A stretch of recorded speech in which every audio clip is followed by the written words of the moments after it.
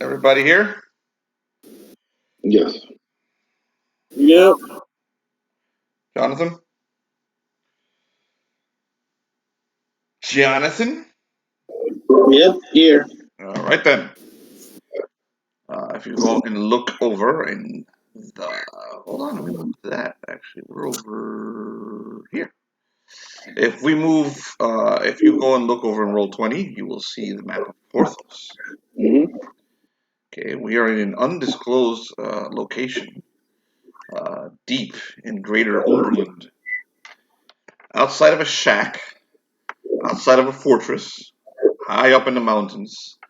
Pretty princess steps out of the road.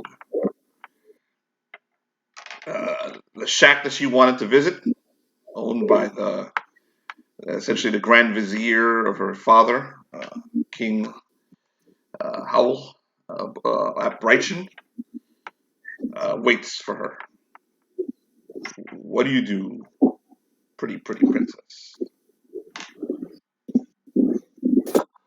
Oh hell, that's easy. I go talk to the spy master. Okay, so door's closed. Yeah, it's cold, as it always is where you come from. And the little shack has smoke coming out of the chimney. What do you do, man? Knock on the door.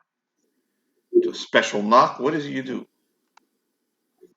I knock on that door hard as hell. I knock on the door and say, "Hey, it's me. Open up. Come on now." You realize it is the dead of night as you're doing this. Does that slow you down? Does that make you knock on that door a little less hard? Nope, not at all. Not at all. Even more intense. Hey, I shouldn't be out at night. I need help. The door opens, and Grand Vizier stands there in front of you. He's an older gentleman, probably somewhere in his 70s. Black robe. His hair is somehow still black. Even at that age, there isn't that much silver in it. He wears a skull cap, and he's wearing it. He's not without the skull cap, which means he's actually taking prisoners at this, not prisoners, visitors at this late at night. He's like, "You, pretty princess, you are here. Where did you come from? Where are you not? You know it. Were you not in the city of Kalandrah?" Oh, I was. But then I took the road. It was amazing. He reaches out, grabs you So by your well-oiled chest, and pulls you inside. does he see the man or the girl? Does he see the man or the girl? He grabs he grabs pretty princess, so he sees you. He knows what you are. You're a child. He grabs you by your little dress. That's how you see it. Drags you into his shack. Shuts the door behind you. Inside, princess. We don't need them seeing you. There are eyes in the night. All right. There are dark things about. You know it. He takes you over to a table. He takes you over to a table, and he has a visitor there. There's a dude there. That the moment he sees you walk in, covers his head. Basically, takes a hood, puts it over his head, so you can't see what he looks like. He doesn't look human though. He looks a little too large for human size. You see scaly red skin in between chinks of chainmail. Oh my goodness, it's a lizard. I start poking the skin of the lizard immediately. The lizard, with no hesitation. Pulls back, looks over at the Grand Vizier, and the Vizier says, "I'm sorry about her. She's strange." And he goes, "She? She's no she." The thing in the hood, Man, the thing in the hood, it doesn't recognize you. He doesn't see the. You can tell immediately he doesn't see the child. You can tell, Tyler. He sees pretty princess. All right.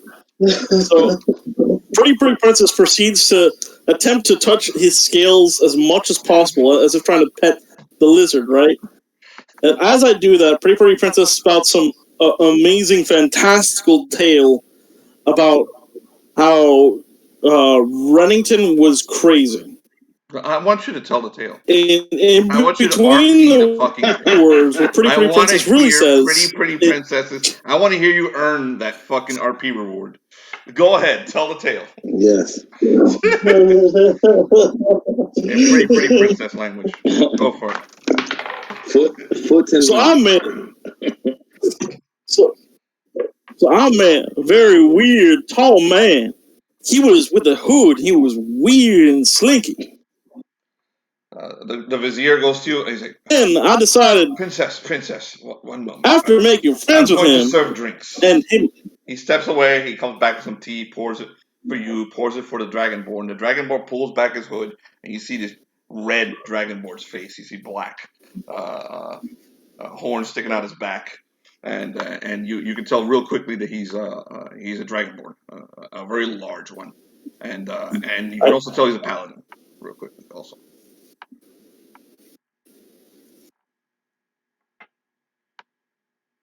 Princess, before you tell your tale, Pretty princess immediately starts, touching the horns. This is our ambassador from Kalandrah. He has come to meet with the king. This is Lord Snagg. Lord Snagg gives you a quick little bow. Lord Snagg! It is an honor to meet you.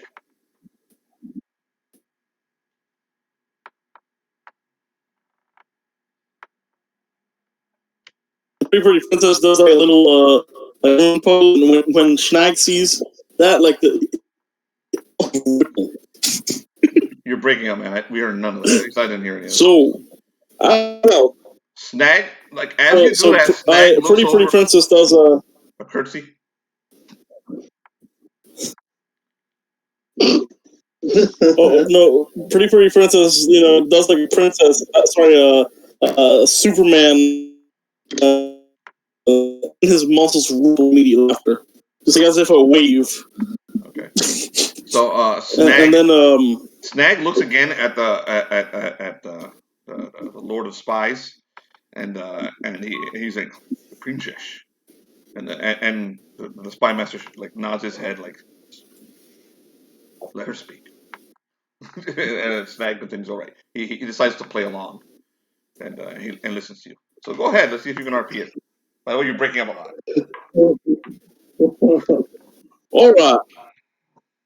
All right.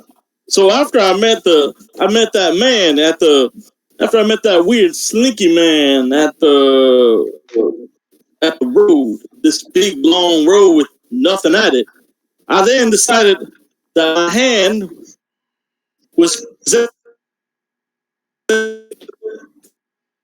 Tyler, you're breaking up, man. No, you're breaking up really bad. Really badly. We can't hear a word you say, man. I think I might have gotten like a half a word out of that. There's no. Ha ha ha ha! Staying alive, staying alive. You hear that? That unfortunately that came out clear.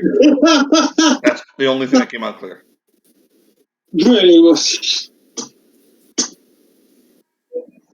It just doesn't like it when I play pretty princess. So I go ahead and I take the weird man's butter knife, and then I go ahead and I put it in my pocket.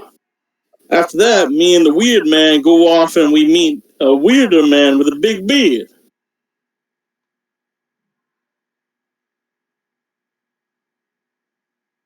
Okay. We got the big beard and that's it. Face. Oh, and there was also some guy with the flame hands. He burned everybody.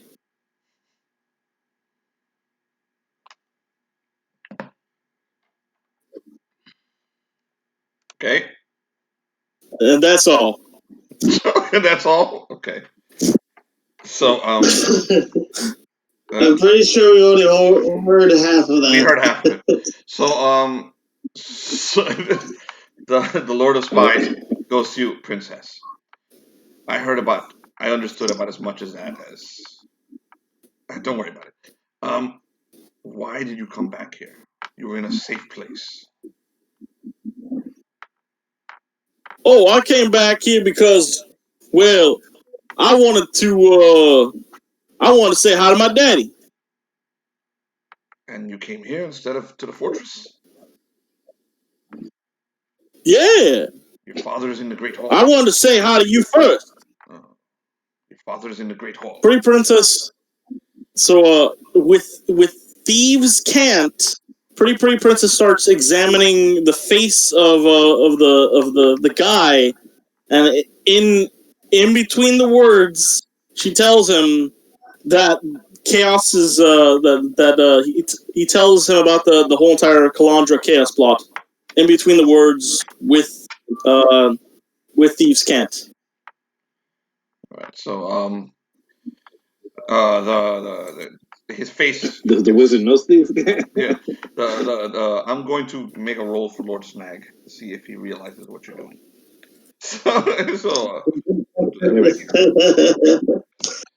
Yeah, Lord Snagg's gangster. Lord from Snagg back in the hood and shit, so. does not understand thieves can't. He knows it when he sees it. So he gets this crocodile grin on his face, but he doesn't say anything. While the Lord of Spies gets your story from you. The Lord of Spies he gets his face gets very serious and he goes, Princess, you are among friends. This representative of Kalandrah is actually a knight, a great knight of the order of Porthos. He is allied Bellerophon, the paladin who leads the group that you already apparently you've already mentioned. He's the man with the beard.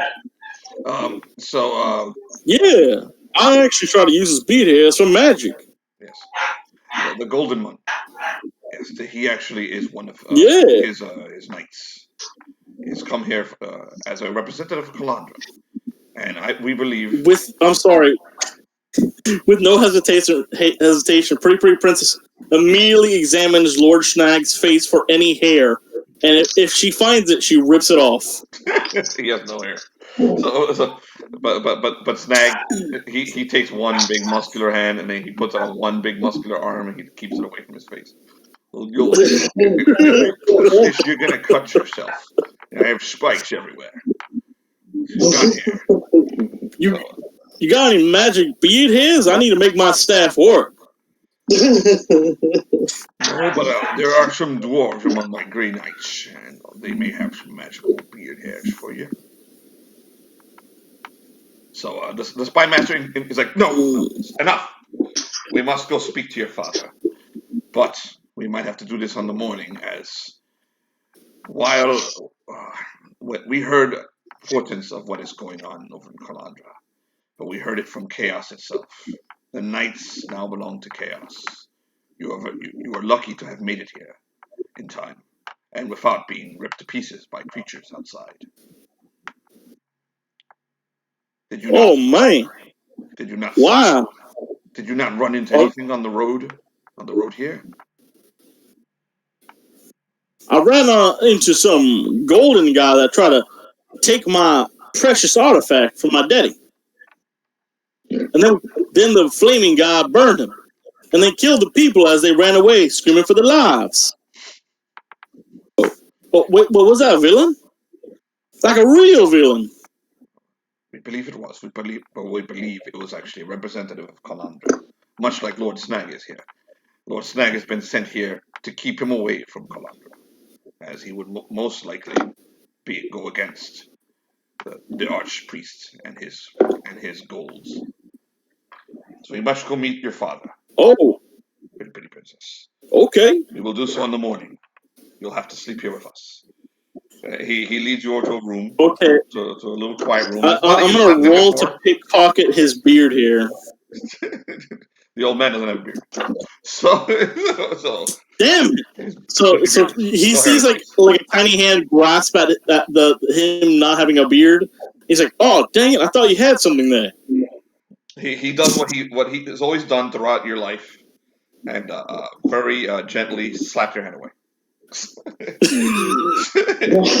He is amazingly strong for his size, but because to him you are not a giant black dude, but a child. And he puts one hand on your shoulder and gently guides you into the room, and then you feel yourself. You feel how tired you are from all your journeys and your time on the wall, and you go to sleep.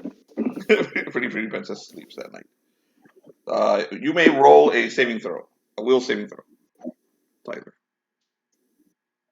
to resist the urge to sleep. Wait, what? Say again? You may roll a will saving throw to resist the urge to sleep. Oh, to resist? A sleep spell is being cast on you. I'll knock you the fuck out. That sounds great. I'm gonna do that. Pretty princess got plans. All right, here we go. Nice. I got no modifier. What'd you roll? I thought I'd at least have a +1, but I don't. Here we go. About to roll. If I'm able to stay awake, I'm definitely gonna steal some hair. Magic hair. Pretty princess goes right to bed. Dreams about stealing magic hair. He dreams about the Lord of Spies having a beard. Dreams about the Dragonborn having a beard. And dreams about robbing both of them, but it doesn't actually do any of that. She knocks right out and sleeps through the night. So you may heal one. Have you taken any damage? Yep, definitely. So you may heal 1 hit dice of damage. Go ahead, roll that now. All right. I think it's a What's up, John? 1d. Hey, John, you stupid cunt. Hey guys. Sorry, I didn't want to say anything during the RP. Okay. Fuck you, Now you're gonna get piece of shit. Get him, guys! Yeah. Get him. Damn it, John. Did you bring the drugs? That's Krill's job. Did you roll for your hip? Sorry, dice? I mean, Switch over to the other character. I'm going For the finest of spices.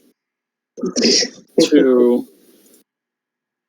Plus your That cost. basically gets me up there. 1 hit dice plus your cost. I got. Constitution bonus. Then I'm back to max then. Good. So she rests the night, and apparently sleeping overnight does heal stab wounds. It certainly does when you have this kind of muscle. Not in Call of Cthulhu. Enjoy that. Oh no. This Saturday. All right, so that's it for Pretty Princess. We switch over to Kalandrah. Oh hell no. That's it for her for tonight. She will not be traveling to the fortress tonight. She's just setting you up. You'll be meeting your father next week. So, Bellerophon teleported everyone, including the Gotengo, and every single person on the glacier that he knew, into the gardens of Kalandrah. So, Does this count? The dwarves. The dwarves, were they taken as well? My soldiers. Everything. everything. You didn't take Black Maggot and his crew because you didn't know, or did you decide to drag them into his too? That's up to you. I was trying to vortex everything. Okay. I don't think he knew Black Maggot in his No, he didn't know crew. Black Maggot. He was So only there for a second when Black Maggot fired that missile. Yeah. So you wouldn't grab Black Maggot. Right, I probably wouldn't bring him in. Yeah, because he fired a missile at us. So. Okay, so Black Maggot's been bamboozled. Yeah, he was left on the glacier.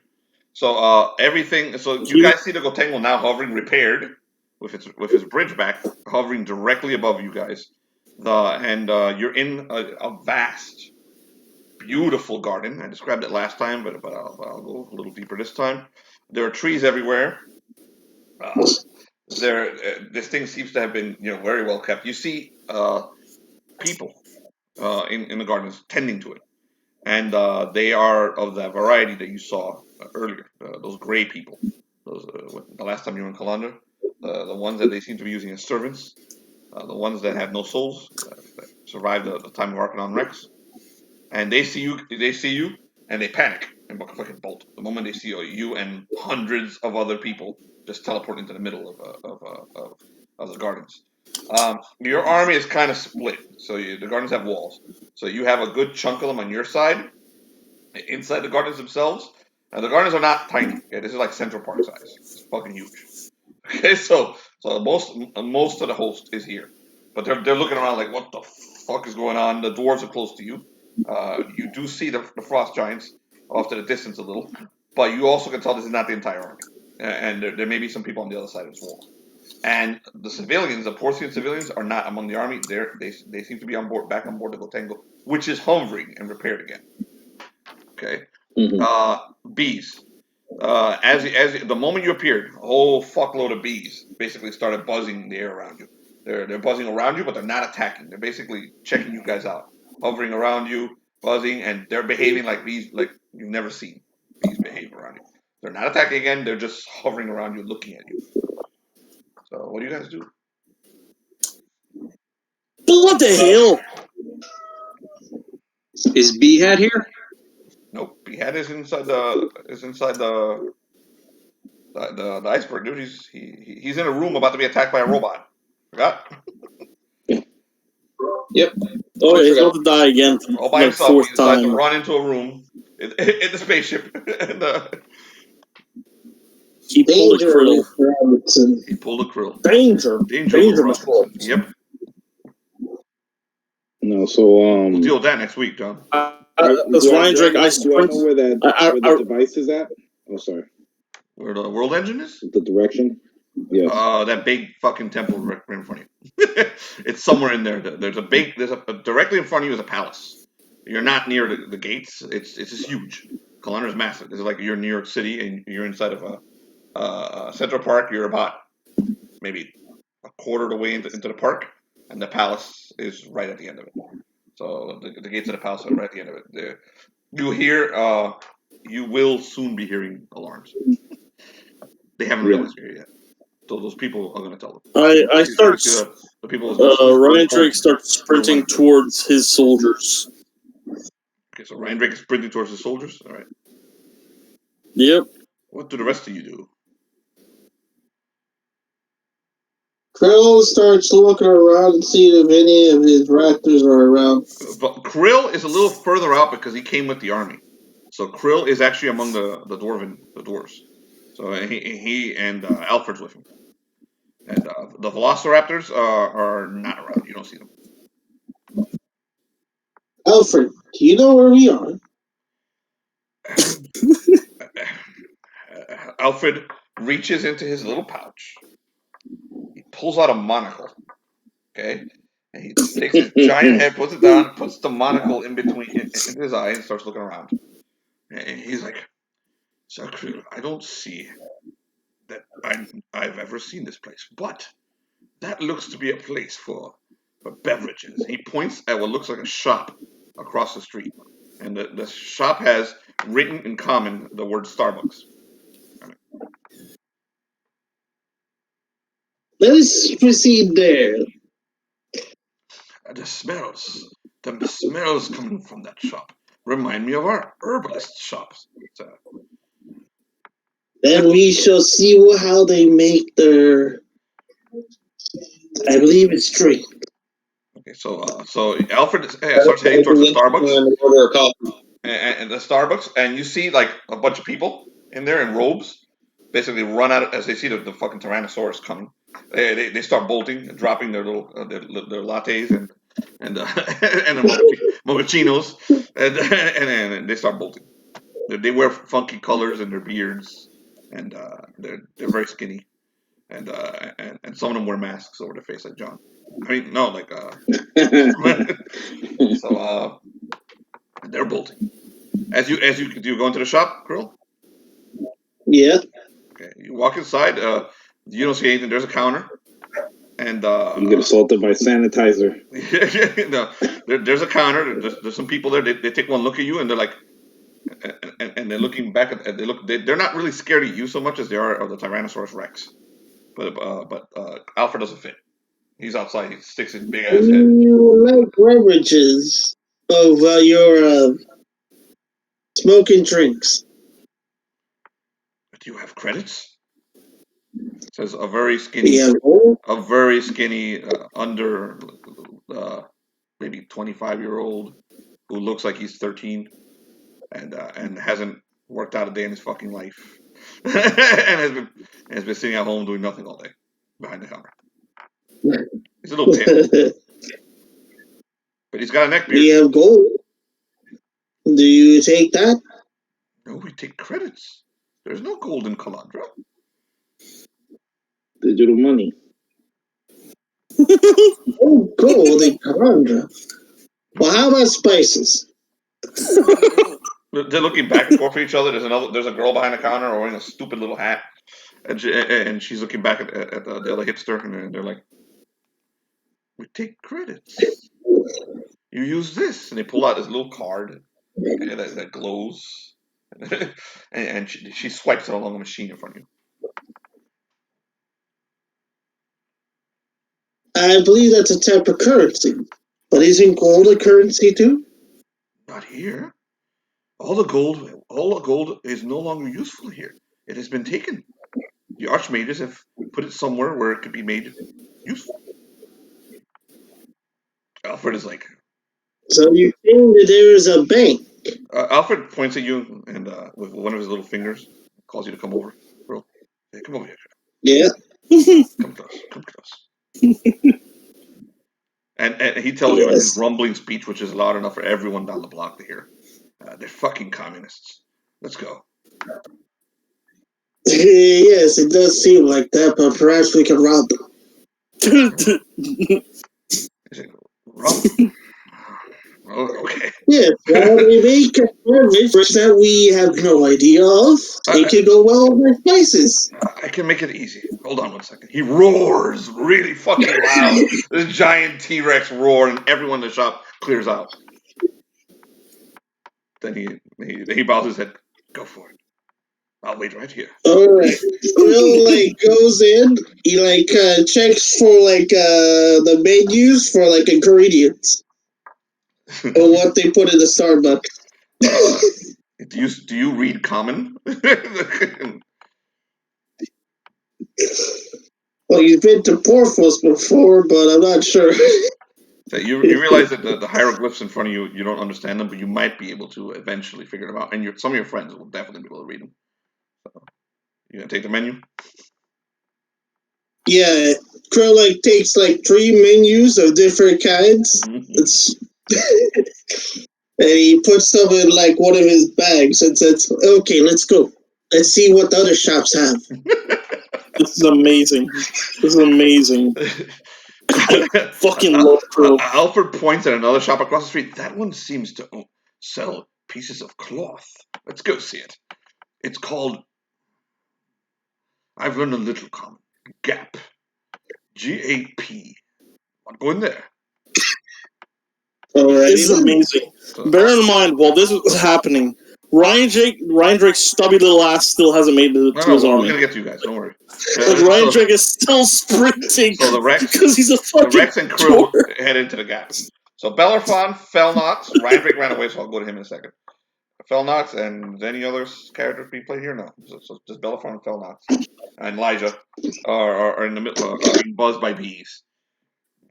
What do you guys do? Anybody know where that bee guy is? Have you met Behat? I don't think he is I think here. you did meet Behat. I didn't. Yeah. Yeah, Felnox bumped into him once. Yeah. Phoenix, I don't think you've met. I don't think Bellerophon's met Behat. Wasn't he in one of their stories? Remember when I flew everybody onto the ship and everything? Wasn't he in that story? And it was one of the modules. Behat jumped over during for the Forgotten. Bloodstone knows Behat. Oh, okay. Bellerophon, I don't think has ever met Behat. Behat appeared here after he died over in the other the story. So he disappeared because the bee died like 3 times in the other story. I look at Lyjah. What do you think they are? An alert system, or? She's like, I can try to find out. And she casts a spell to try and speak to animals. So we should roll that. Yeah, she rolled enough. You see her walk up to one of them and starts arguing with a particularly large bee. And there's a lot of this with your hands. And she's speaking in a bee tongue. So it's pretty much and the bee is also doing the same thing. And then she returns to you and she's like, they're very upset about something. What is that? First of all, that we're here, and it looks like we're ready for battle, and that we may destroy their trees. And she points up, and there's like 4 trees, and there's very large beehives that seem to have been well maintained and maybe taken care of there. And then at the bottom of the trees, you see a mound. What looks like a go ahead, roll an intelligence roll, see if you recognize it. Okay.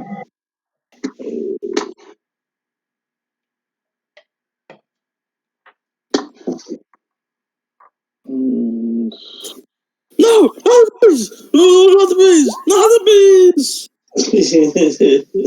16. 16? Okay. So it's a termite mound.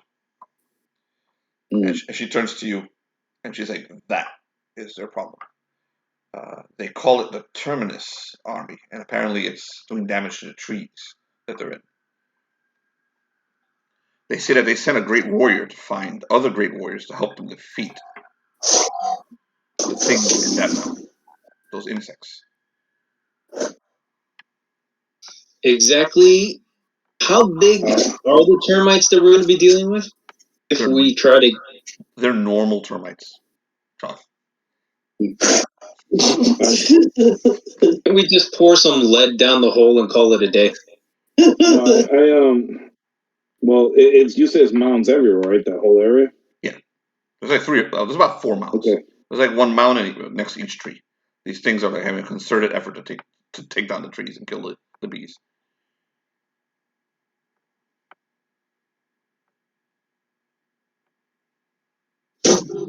I take my sword, my flaming sword, and I shoved it down into the and okay, that destroys one of the mounds. And then I go to the next one. Okay. And I go to the next one. Okay, as the mounds crumble around you and disappear and dissipate and turn into nothing but dust, 1,000 miles away. 1,000 miles away. Behat, you're standing in front of that robot that's heading straight for you in the glade. Okay, and you suddenly hear from Arthur. He's like, Master, our mission is complete. Someone has destroyed the Terminus army. It's because of the queen! The big queen who saved the world! Which one? I think Tyler's character, the lion, was running towards that room, right? Yeah. Okay. So as you run across the hallway to where Behat is, you see Behat like laughing loudly, super happy, before he crumbles to dust. Oh man! Damn, he's dead. His job was completed. So Arthur just buzzes above the dust pile that is Behat, sadly looking over at the lion as the robot stops right in front of you guys and looks down at and takes its. You see the little pincers that it was about to stab Behat with. It looks almost disappointed. It looks up at the lion, and we'll continue that next week. What happens there? So back to Bellerophon after you kill Behat. All you see is disappearing into the mound of dust is a thumbs up. I want to clarify one thing.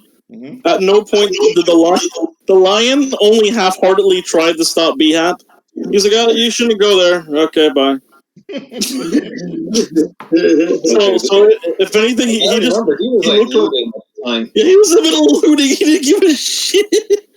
So I tell the bees that their problem is gone, and we'll be moving our army elsewhere.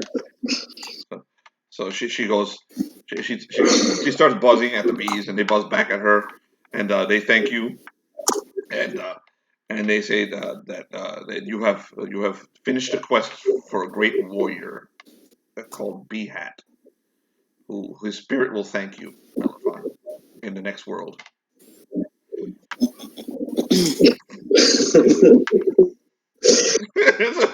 I don't know what that means.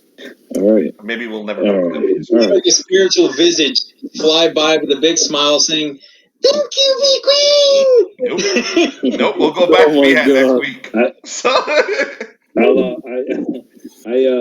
point over towards where the world engine is at, and I tell everybody to start moving that way. Okay. Hold 1 second. Let me tell John something. John, I think the only thing that may save Behead here is the fact that he died in front of a healing robot that was coming to heal him, not attack him. So you might actually. So if you would have died here, if this would have happened here, you would stay dead. But that robot that was coming for you, he was actually in a hospital. It was coming to heal you. So you might make it. Oh my god. We'll see next week. We'll see next week. Oh my god. So it was very lucky that Bellerophon just killed you from 1,000 miles away. So who are you addressing, Felix? Because the people you see in front of you are dwarves. You don't really see any of your own. I start calling all my army, and I point that way so that they could all see me. Okay, you see them all like and talking to each other, and they're trying to organize between them and form. They were not mobilizing. They were not even in armor. They were camping. So you see them moving back and forth in the tents and trying to organize. Okay. You start seeing some familiar figures in there as well. You see Jeeves with his rifle, and he's mobilizing a bunch of his people, and off in the distance, they're all getting ready. Okay, Jeeves, get this people together and meet us there. Yeah, he's like, sir, very good. He's like, we've this place is strange.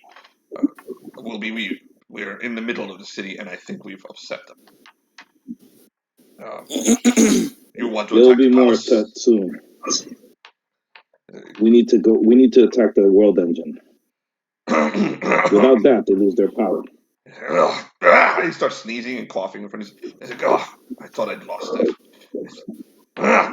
And he turns around and walks back to his group and starts getting the Jeeves, come here. I go. You cure his allergies. Go ahead. You gotta make a roll. All right. Let me see. What can I add there? I don't know. Just make a roll. 20-sided dice. Add your what would be your spell modifier, which would be your personality. Okay. Bonus. Yeah. All right. All right then. Trying to cure his allergies. Okay. What'd you roll? 9. Did you roll 16? No, that was oh yeah, I guess I rolled twice. No. The first one was it was a 9 I rolled. No, I see a 16 first. I'm looking at it. I see a 16 first and then a 9 second. The 16 will do it. So he's like, I can smell. Interesting. What has happened to you, my lord? I am different. I see. It may take a few moments to mobilize the army. And he's like, I can breathe. Bees. And he points at the bees, and he's like, why are they not attacking us? We help them. Lyjah explains to him, and she's like, love, I'm going to go with him and see if my presence mobilizes the army. Okay. Lyjah? Yes, Felnox. We need to find the Balrog. He will be of much help here. I believe he's still among the army. Okay. Is it possible to get their army to follow us and help? Whose army? He looks up the bees. Anything we can get to help fight. I was just going to ask that if we could use them to help mobilize them faster. If they could, the bees could try and get everybody. She's at Felnox. They're expecting a hero, and apparently he is supposed to be reborn among them. So they are going back into their hive to find his. Apparently, he's going to be reborn as a bee. So they're going in there to find him. He's supposed to lead them, but something is halting it. Some otherworldly power is stopping his rebirth.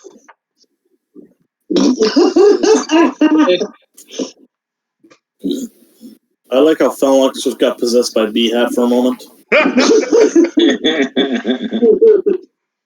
Come, Felnox, we must do work. We all know Felnox would not give two flying fucks about them bees. Actually, Felnox is trying to mobilize anybody or anything he can get to go fight the Kalandrans because he doesn't want to die in a horrible mess. Felnox, we need to go there. Okay, you're starting to hear the city come to life. Apparently now word of what's going on is starting to spread out. So you're starting to hear like noises from in the distance. And you're starting to see soldiers, guys wearing pretty freaking heavy armor. I'll show you kind of what they look like. Mobilizing in front of the gates. Felnox follows Bellerophon. And the funniest thing is, my little dwarf has been running this whole time, full sprint, but like because he's so small, he's slow. That's kind of what the guard looked like. But these guys, you see these guys mobilizing a distance away from you in front of the gates. Okay, and they're starting to guard the gates. Riondrake, you make it over to your people, and you're very quickly met by Urkannus and what's his name again? The captain of your guard. I forgot his name. Find him here. Oh, I got it. I got it somewhere around here. I gotta grab my book. I have him too. I have him in my. Gruk Icebreaker General. Gruk. So let's pull Gruk out and over here.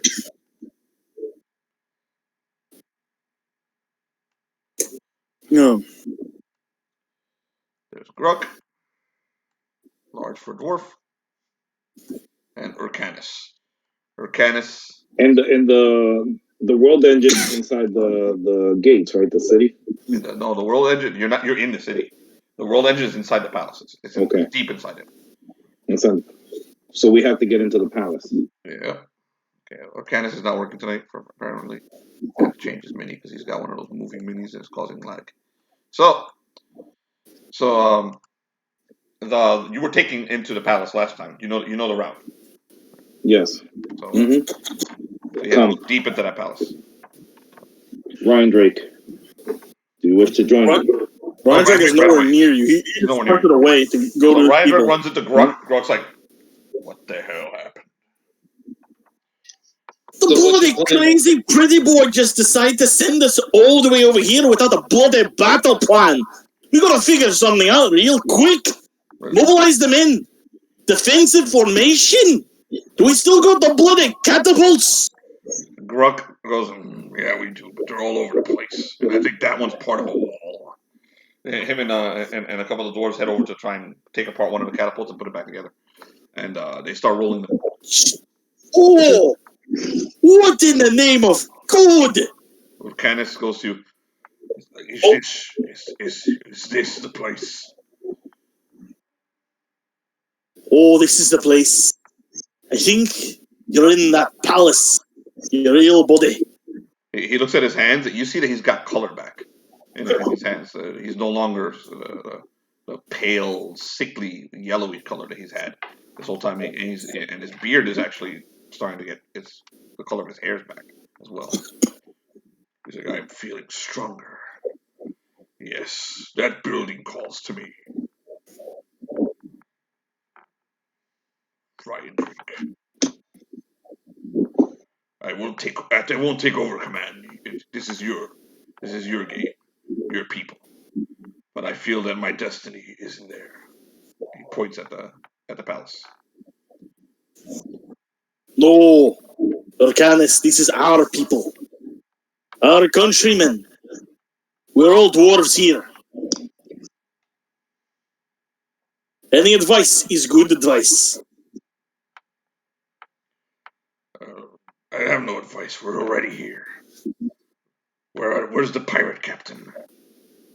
He had some kind of plan. Oh, You don't see I don't know. You don't see the Valera's vengeance. You don't see any trace of freaking black magic or any of his men. Well, we got less men for this crusade. All right. What are you doing? Suppose we. I'm gonna get some men. I'm gonna get half the army working on catapults, preparing them to open fire, and the other half preparing a spearhead to go through the defending forces. From a distance, you can see figures gathering, and you can see them heading straight for Bellerophon, where he's standing. Him and Felnox are standing. They're moving quietly. Bellerophon and Felnox don't seem to notice him yet. They're moving through the trees and moving quietly. But you see them from this distance. What do you do, Riondrake? They're armored. The figures are armored. They look like those knights that are at the door. Gruk, Urkannus, don't open fire or do a thing until you get a signal. I'll give the signal. When you hear my shield blaring, that's when you start it. But don't you do a thing until I do. Yes, Your Majesty. Hold the line. Yes, Your Majesty. Gruk says. Urkannus nods at you and joins the forces. He starts giving like a speech to the other dwarves to try and rile them up. The dwarves they look wary, man. They don't like this place. There's too much magic. And dwarves do not like magic. So they're not happy here at all. None of them. I'm sprinting towards these figures. Okay, you're sprinting towards the figures. The figures are coming from all sides. You're sprinting towards the figures or towards Bellerophon. Oh, the figures are coming from all sides? Mm-hmm. All right. I'm making my way towards Bellerophon then. Okay. Krill, what are you doing in the gap?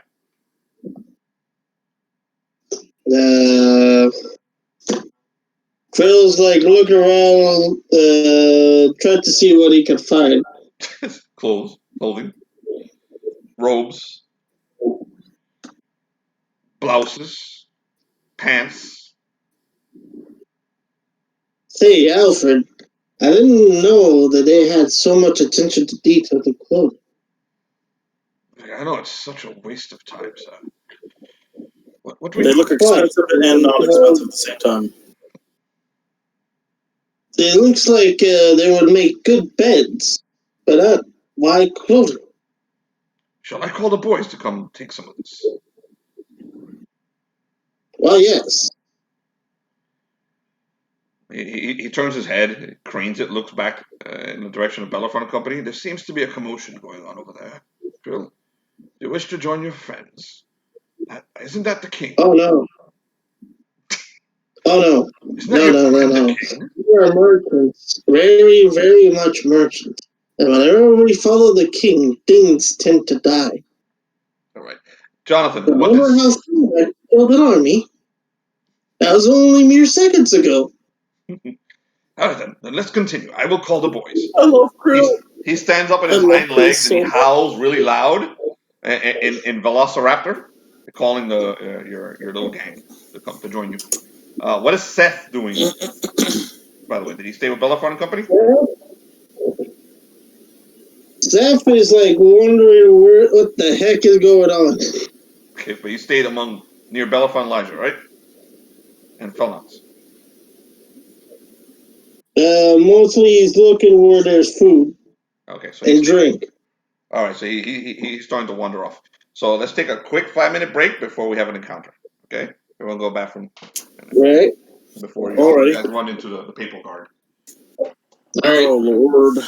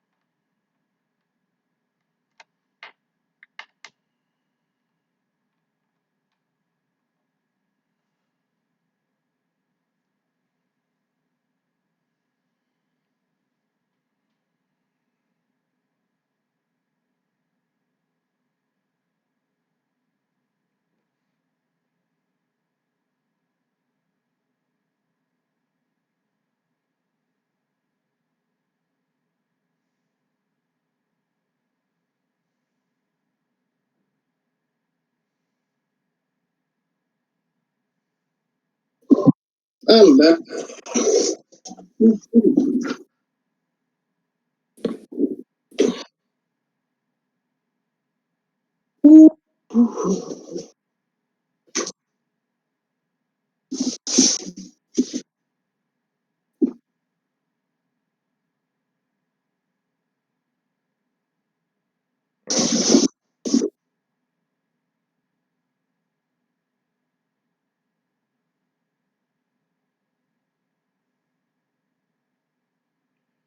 Okay, Tyler, John, you Red back? 5, standing by.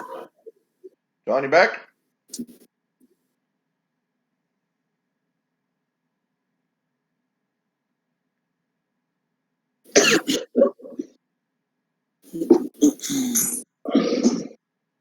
John is an asshole.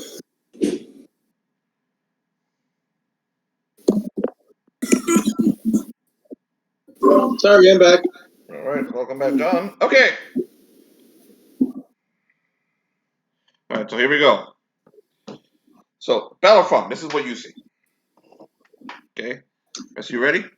This is what you see. You start to see those figures that Riondrake saw. You can see Riondrake coming from across the park, running straight for you as fast as a dwarf's little legs can take him. And do you yell anything as you're running towards him, so we can make it even more funny? Bloody me! Jizz! Over there! You big, ugly fuck! So you hear that from Riondrake, and you see the Papal Guard, essentially these knight-looking fellas, walking straight towards you. They're moving like semi-stealthy. They're not really doing stealth checks of any kind, but they're not walking fast towards you. They're basically moving slowly enough, but they've got some kind of signal. Their weapons are in their scabbards. They're not attacking, but they have their hands on the swords. They're ready to go. And there's a good chunk of them, at least 20 to 30 of them, preparing to surround you, slowly coming to surround you. They seem aware of your wings too, and they seem to be surrounding two figures that are among them. Both wearing robes. Actually, one wearing robes, the other one wearing a charred black armor. The armor is skin tight, and you can tell from it that it's a woman wearing that armor. Okay, so at the same time that this happens, you feel a really, really fucking creepy feeling. So I'm gonna have you make an intelligence check. You, Seth, who didn't get far when he was walking away, you got about 20 feet away before you discovered a beehive, and you reached into it and grabbed some honey, and grabbed some honeycomb and start eating it. So Seth, while you're eating the honey from and the bees are swarming around you, angry, you also get to make this perception roll. Okay. Alright. Perception roll. You can use personality for your perception roll. Just for those two? You're running across the field. You don't get it. You're too busy running. Oh yeah. What about me? Just Yes, John, you can roll it too. 16. 16, John and Jonathan. Right.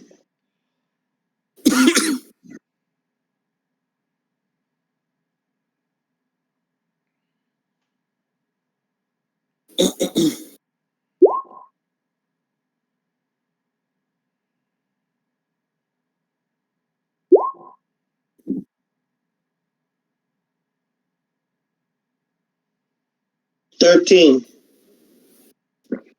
Okay, John.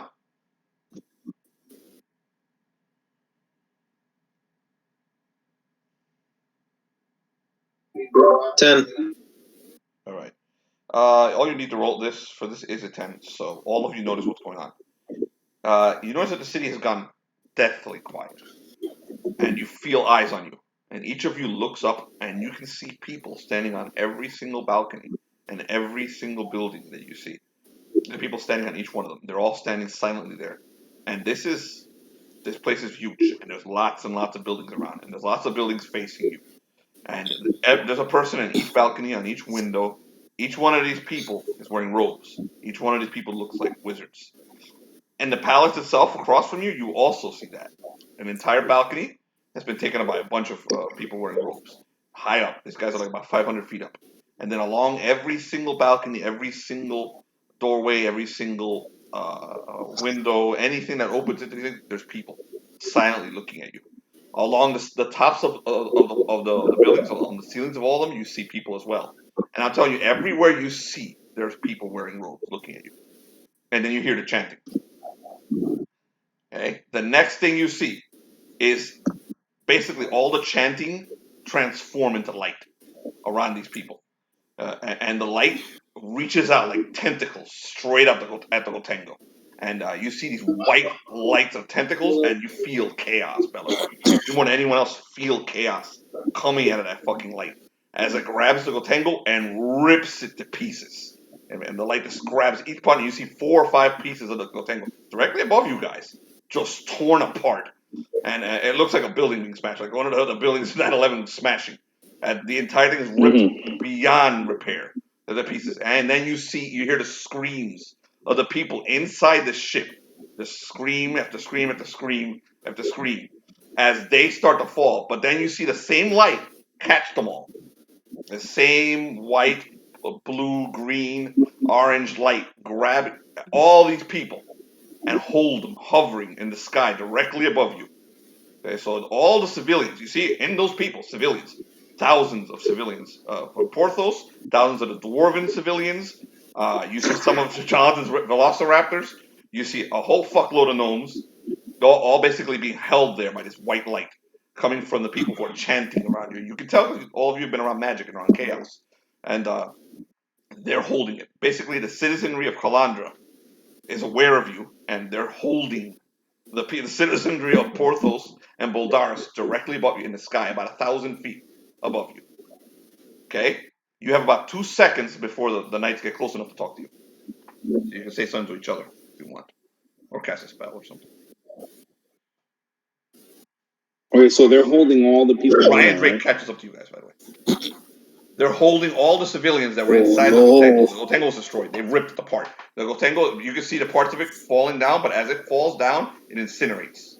So it's not landing in the streets. It's basically been destroyed before it hits anybody. But the people that were inside the Gotengo are now hovering above you. Yeah. Thousands of people hovering above you, about 1,000 feet up. No. Okay. Okay. I'm going to do I'm going to do what you call it? A mighty deed. Before you Like I do did something, you hear a voice coming from the knights that are coming to you. Here our proposal, Paladin.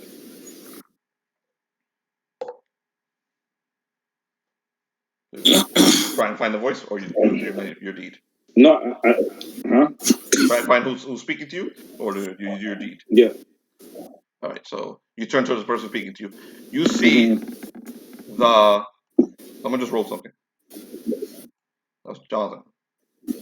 Okay. So you see these knights, the Papal Guard, a good chunk of them, maybe like 30 of them, coming at you. They're kind of surrounding you guys at this point. Maybe staying about a few yards away. The swords are not out, but their hands are on their blades.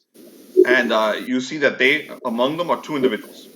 The one that showed you, the knight wearing the woman wearing armor, and she's wearing a charred black armor, and a wizard, a mage, with long blonde hair, looking like that guy over there. You got these two. This one right here, this one right here. Okay, the voice came from this guy. He's like, which guy? Hold on, let me. The chick? No, the voice came from this guy. The chick did not speak. Okay. That's right. Okay, he turns to Bellerophon, and he's like, "My name is Saint Germain. It is a pleasure to meet you, the King of Porthos, and another immortal. I have been around considerably longer than you, but it is still a pleasure and an honor to meet a man of such great accord. This is Jeanne d'Arc." He points at the woman in the black armor over here on the right. She is also pleased, I would assure you. Jeanne walks closer to you, and she says to you, "I speak to God." And her eyes get really wide, and you see that they're bloodshot. And she's fucking crazy, and she's twitching. He's like, "I speak to him. I have spoken to him forever. He tells me you will kill me. I will try and stop you." And he says, "My God is right here." And you see her twist her neck a little, and you see this disgusting thing come out of her neck, and an eyeball appears and blinks at you. He's like, "See, you can see my God now." And then the eyeball goes right back into the armor. Underneath the armor, hides inside of her. "Don't mind her," Saint Germain says to you. "Don't mind her at all. It is a pleasure to meet you as well, Felnox of the Flame. Another one of higher accord. And you, Riondrake Firebeard." Pleasure to meet you too. Oi, stop with the bloody pleasantries. You got our people on the air. What do you want? "You will now..." Wait, there's another one. He turns to Seth. Seth has covered his hands, covered in honey from eating the honeycomb. You see anything, Seth? Yes, I do believe I'm interrupting something. I'll leave back away.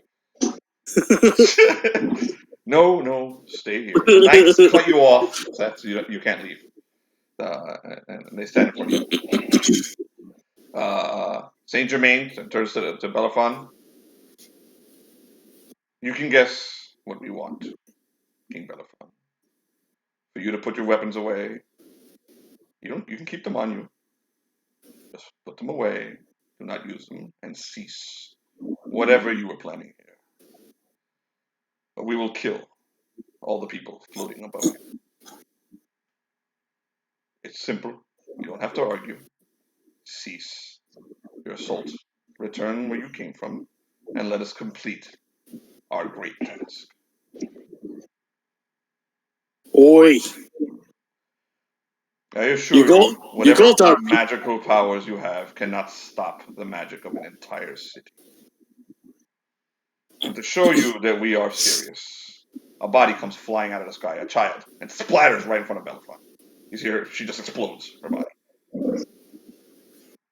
Now, unless you want to keep seeing that, you will leave this city. You're looking at it, it's a child. They just killed a Porthian kid.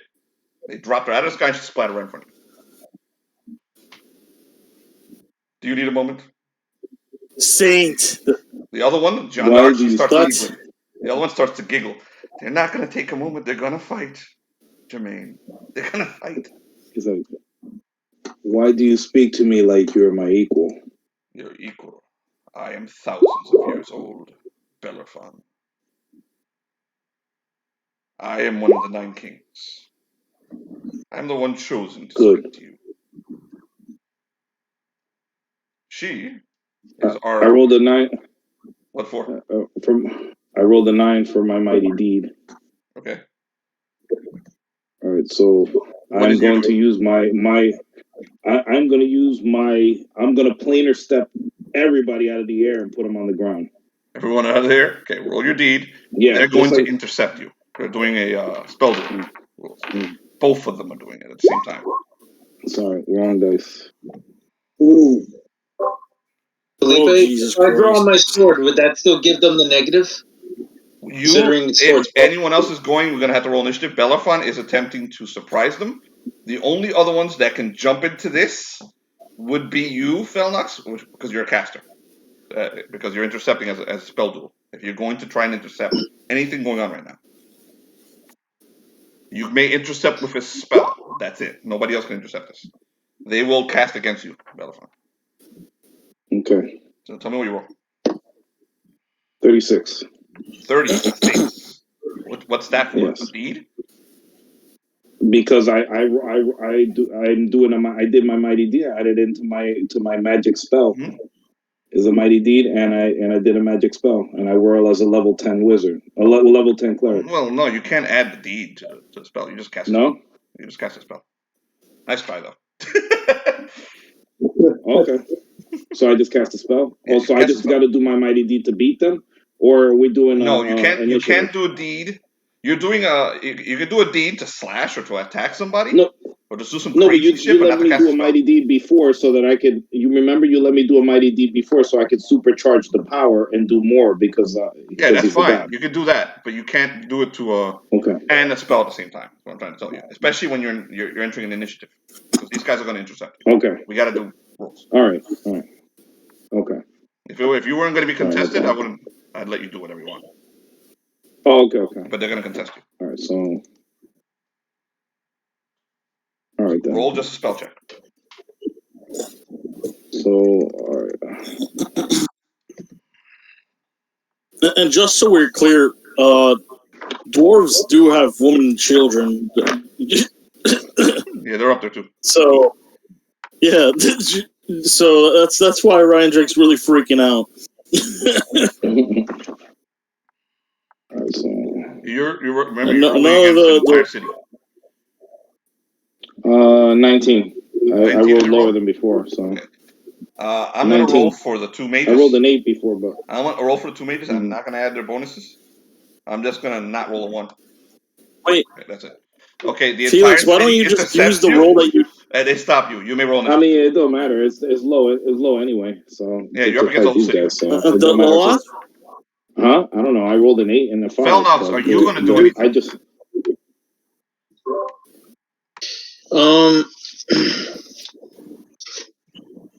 What before we start initiative? Yeah, as part of the spell duel, because basically the whole city resisted. The whole city that's holding up those people up there resisted Bellerophon. Hey, Bellerophon, your deed die is a 9? No, my deed die is a 10 plus 4. A 10 plus 4? Oh, okay. 14. So, yeah, so his last roll was a 12 plus whatever 28 minus 9 is. He has to roll a spell check. Hmm? Alright. Oh, okay. Now I see what's going on. Yeah. Now I see what's going on. Because it has to be contested. Okay, sorry. You're contesting it with a spell. You can't contest a deed with a spell. So it's basically his willpower against them. And they're holding him. All I had to do was not roll a 1. He's up against the entire city. Yes, Felnox? Who was spell dueling with Bellerophon? It was the two people in front of us, right? The two in front of you and the entire fucking city. The whole entire city. Everyone, all the mages you can see that all appeared on the roofs of the buildings. Everyone contested. They're all holding them up. Alright, I just pull my sword for now. Okay. Roll initiative. Very good. Everyone? Everyone. Unless you don't want to fight. Riondrake is gonna fucking try to stop the fighting. Riondrake, if he sees Felnox pulling out a sword, he fucking grabs Felnox's hand. He's gonna grab his hand and hold it. You gotta roll initiative because the mages and the Papal Guard have all pulled their weapons. The mages are ready to fight. So roll initiative. If you can beat everyone on initiative, you may attempt to stop that. I'm going to use Saint Germain's initiative as the bonuses for everybody. All right. Ah, shit. Well, this is gonna go bad. Very. Oh, shit. I got 19. All right. Why are you rolling? You're not even... Oh, wait, that's right, Seth. Seth is there. All right, let me put you guys on the map. Boys.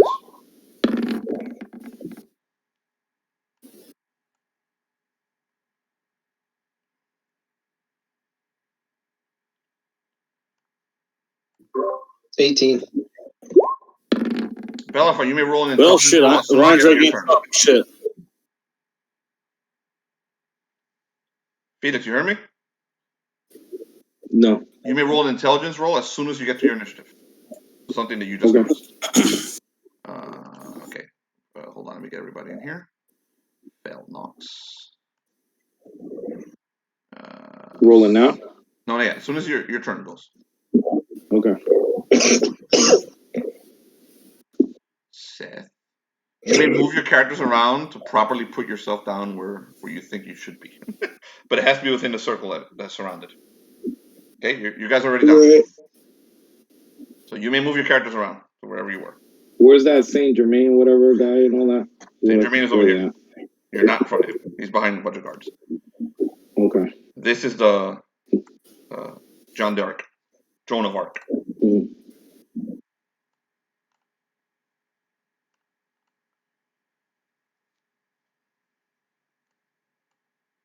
All right, so let's set everybody up. So, I'm going to assume that... Yeah, I'm going to keep my mouth shut until my initiative, because I'm going to assume Riondrake doesn't have enough time to react to everyone's doings. Yeah, everything just went crazy. So all at once, shit start going down. So, because everybody started, you see all these guys start to move. All right, so Saint Germain is over here.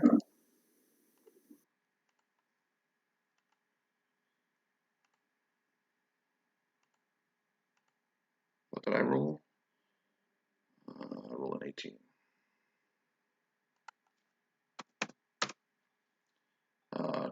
Grimtooth, that is Seth. Rolled a 19. The Senate rolled. John, you rolled an 18. You rolled. One rolled high. Pretty Princess rolled a 9. Bellerophon rolled. Oh, that's right, I got to change that name. A 19, Felix? Is that what you rolled? Yeah. Okay, so Bellerophon. Well, you only got to roll it. You got to roll anything over a 1, so it's not much. No, initiative. What did you roll for initiative, Felix? Initiative. I didn't roll initiative. Roll initiative. That's it. All right.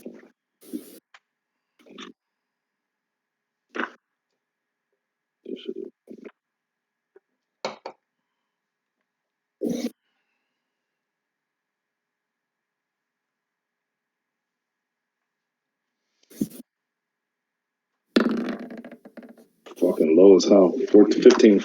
All right, then. That works. That was horrible. It was about to be a 19. I don't know. My dice is rolling like shit today. It's okay. It's okay. It's time for me to make you suffer. It hit a 19 and then it rolled over to a 3. Seth, you're first. Huh? Everyone look for Riondrake. Jesus Christ, Tyler. Seth, you're first. Yep. Oh boy. Okay, in that case.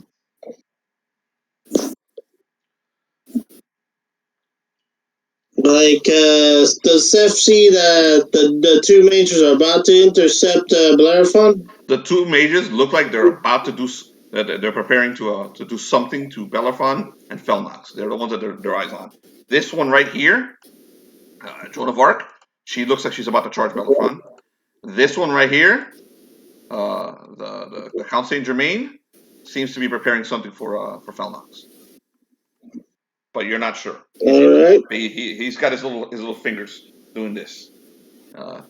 This one is she's pulling a giant sword out of her fucking ass and getting ready to charge. All the knights are have unsheathed their weapons. They're about to attack. This group right here looks like they're heading for you. And Riondrake. Oh shit. You think it was gonna be easy? Oh yeah, it's gonna be tough. I knew it wasn't going to be easy. I just didn't think it was going to mimic one of my work days. I warned you last week. This is not gonna be a good one. No, I know. I didn't think it could get worse than my job. Oh yeah. Jesus. Okay, I move. I try to go towards Saint Germain, charging for him. Roll a mighty deed to like try to slip past all these guys to try to strike him. Okay. Roll your deed die. Give me a second.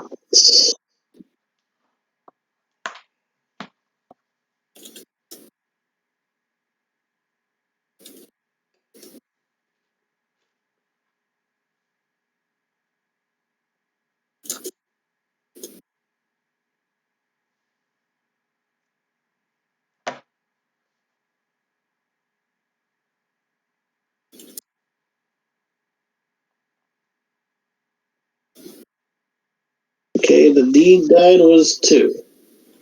That means you don't get past the first guy. So which one are you gonna attack from this group?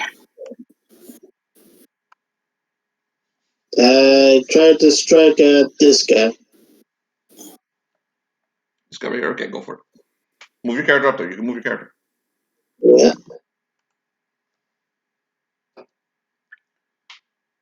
Give me a second again.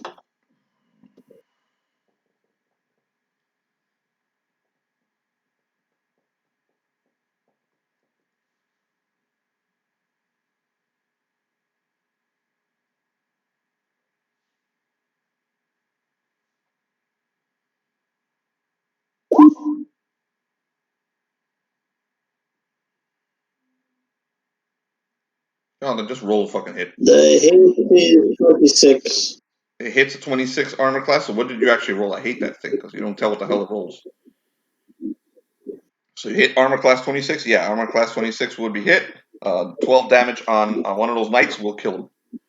So you slash into him, and you with your halberd and you freaking cut him and stop using that thing. All right. Using one thing. He's using the thing that silly thing that Brian likes to use. It's alright. I like to hear what I like to see what you actually roll. Okay, so that's it. You got anything else, Seth?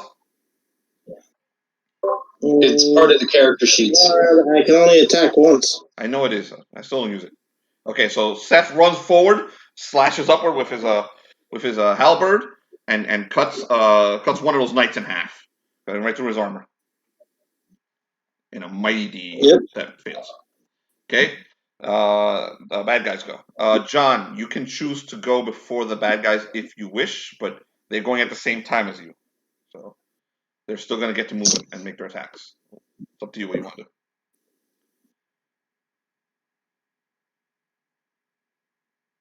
John? Yeah. You said Germain is casting? He is casting. Fireball. Where? Germain himself. Germain himself? Okay. Go for it. Make your roll. Give me the page for Fireball. Oh, man.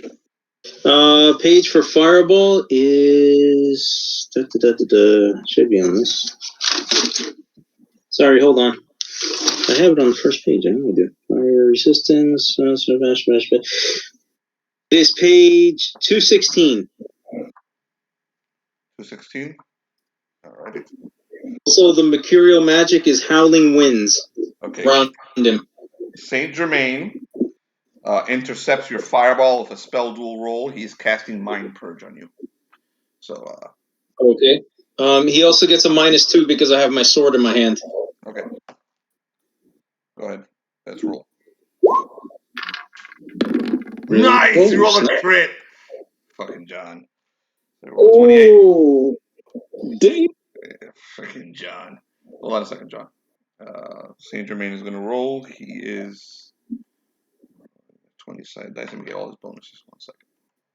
And you said he's a -2 because you're holding that sword? Yes. Let me just double check on the sword. Okay, he rolled an 11. So you screwed up his Mind Purge. So let's see what the hell happens. First, roll 1d4 for your Fireball.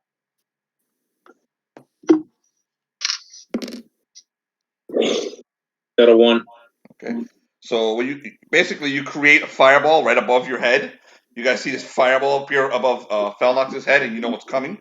He tosses it. You're tossing it right on top of Saint Germain, right? Yep. Okay, so he tosses it right over the air at Saint Germain, and you rolls a 28. Let's see what you're doing. Okay, remember you rolled a 28 because I gotta check the spell duel. All right. Yeah. Give me a sec.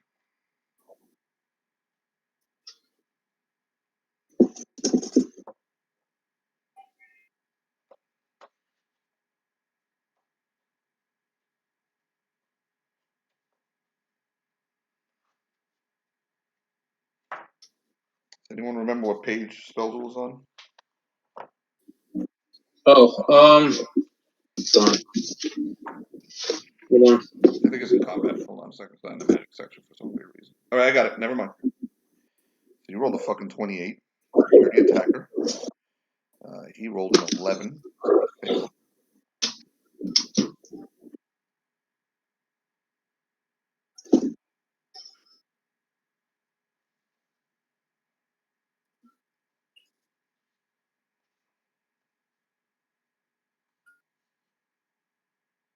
All right. Since he failed, don't worry about spell duel. Nothing happens. You just get your straightforward spell. So you rolled Fireball 28. Okay, so the Fireball splits into multiple Fireballs. Okay, roll 1d3 plus 1. Oh, D3? 1d3 D3 plus 1. Okay. It's not a 1d4, it's a 1d3 plus 1. 1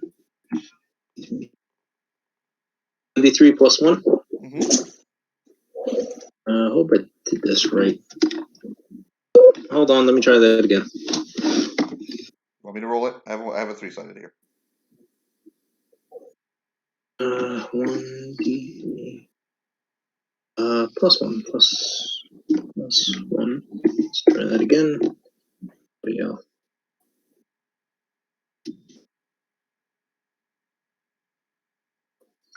Yeah, just roll it because I'm screwing this up. Okay, you rolled a 2 plus 1 is a 3. Okay, so you basically 3 sprays. Your Fireball splits into 3. Then each Fireball splits into 3 also. So now you have 9 Fireballs there, forming directly above your head, and you can fire them wherever you want. You can hit one of the Fireballs may hit him. One of the sprays, which is 3 Fireballs, may hit him if you like. Each target can and up to 2 additional targets. Up to 3 targets in all. Did I focus more than one on him? It doesn't say here you can. The 3 sprays, each spray can target the initial target, and up to 2 additional targets, up to 3 targets in total. You may fire all of them at him if you want, but it'll only hit him. Okay, so I'll have 2 of them hit him, and one of them will hit this guy in front of me. Okay, so you're gonna roll 66. It has to be within 20-foot radius of him. What was that? No, that's fine. That's fine. Oh, just so you know, they have a 20-foot radius. If you hit the one that's right in front of you, it's gonna hit you too. Yeah. Oh, snap. Is it 20 foot? Mm-hmm. 5, 10, 15, Spread them out 20. in multiple groups. Right. 5, 10, 15, 20. You know what? Let's give hit it one at a time. here. Let's do one at a time. The ones that are on him. You topping 2 sprays on him? Yeah, 2 sprays on him. 3 sprays of 3 fireballs each. Each spray can hit 1 target. You can spread them out, or you can have all of them hit the same area. And then the sprays have 20-foot radius. So the first spray, you said you wanted to hit him. Yeah, let's just do the first one on him for right now. Okay, 3d6 from the first spray. Okay.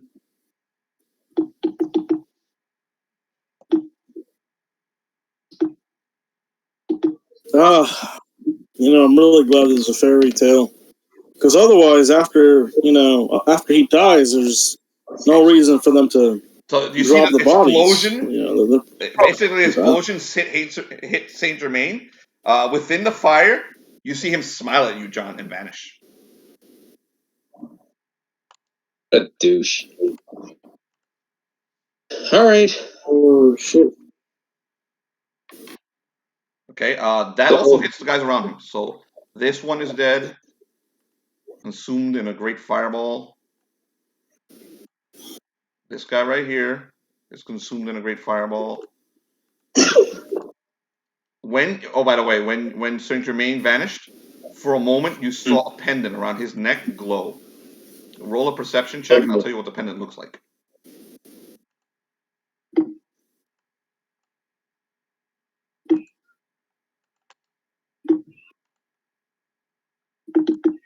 Archmage is going to be easy.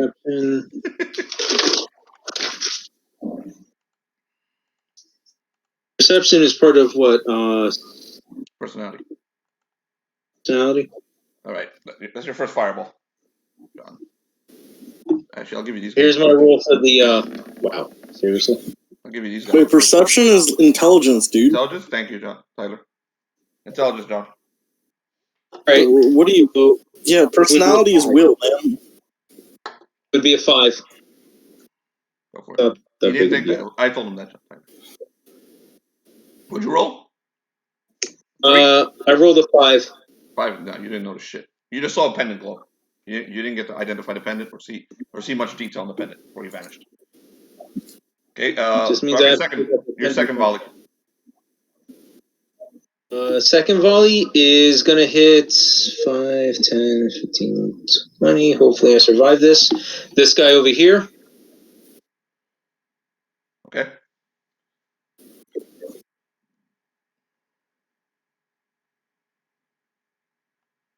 $3d6, man. Each volley is $3d6. Oh snap, that's D20. Hold on. D6.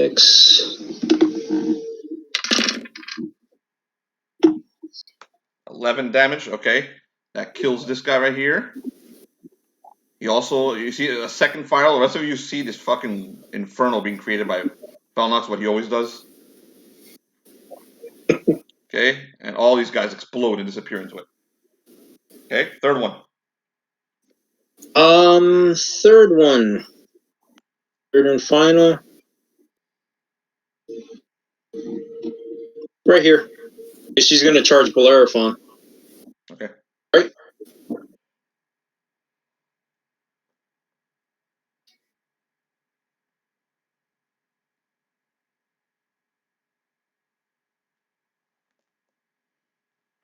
Oh, right. You gotta roll the damage, man.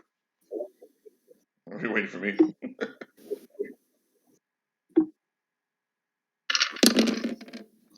Lord have mercy. 13 damage. Yeah. Okay, 13 damage hits her armor. Hold on a second. I didn't write down her hit points.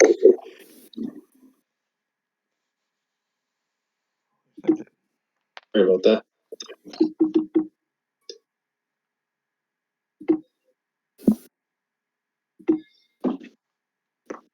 Okay, 13 damage on Joan of Arc. All right. Okay, the fireball hits her, and you see that black armor of hers basically absorb a good chunk of that shit. Hold on. Let me just double check something real fast of her. Okay, now she's okay. All right. It spreads out though, and it kills some of the guys around her as well. So this guy right here. Oh yeah, there's a lot of them in the radius. Those poor bastards. So he missed her? No, he hit her. But she tanked it. Armor, plate armor. She's wearing some kind of magical plate armor.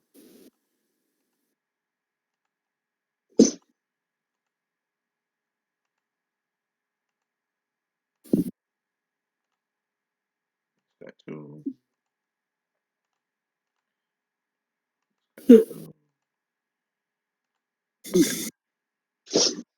Yeah, that guy's gonna be tanked. Okay, so you killed that whole group. You see the fireball around her, and she's like walking through it, man. Like she's okay. She's got a little insane looking fucking smile on her face.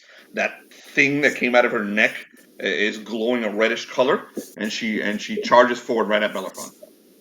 You know, she pulls out this blade, this nasty black chaos blade that you said see Bellerophon, and she goes to slash you with it. What's your armor class, man? 23.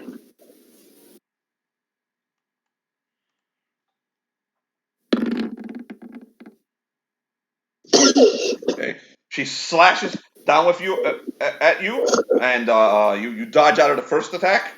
Okay, then she pulls back and sweeps it around and comes back at you again with the same sword.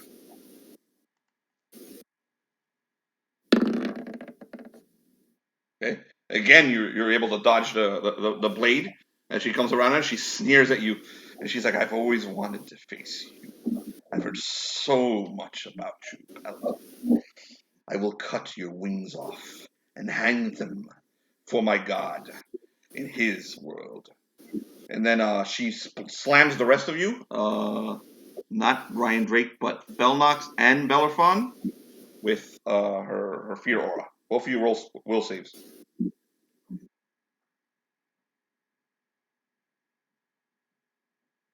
Felix and John will saves.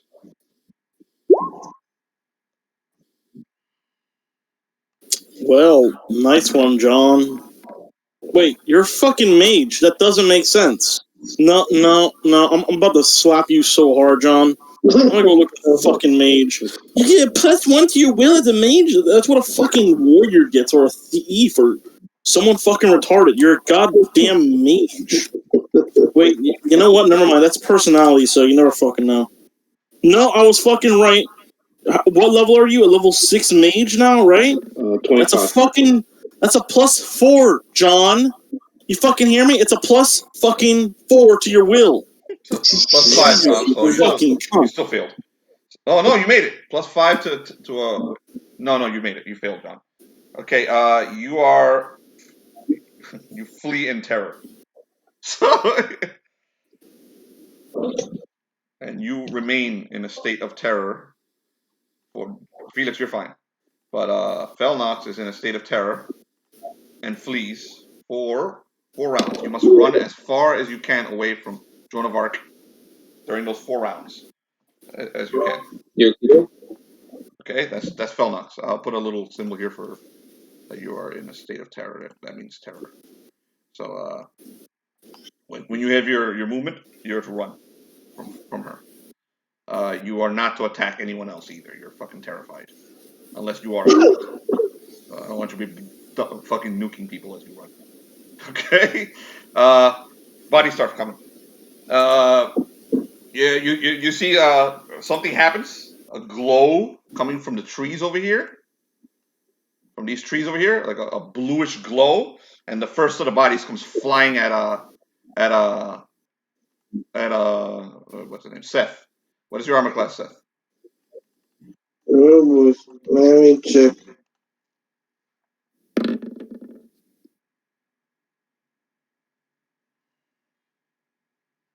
It is 16. Okay, you are hit by the first of the bodies.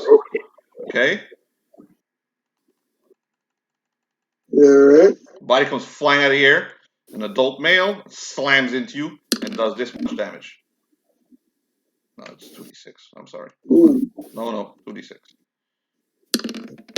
5 damage. Take 5 damage. Bellerophon, Worse. your armor class is higher, 23, right? Yeah. The second body comes flying out of the air and slams into you. An elderly woman. Oh wow! Holy shit! Crit! Old lady is like, you can't! I'm gonna make you fucking pay for this! That's what she's saying as she falls. You fucking cunt! I couldn't see my granddaughter! I got you now, you fucking pretty boy! Hold on, I'm gonna roll a crit roll. Where's the crit tables?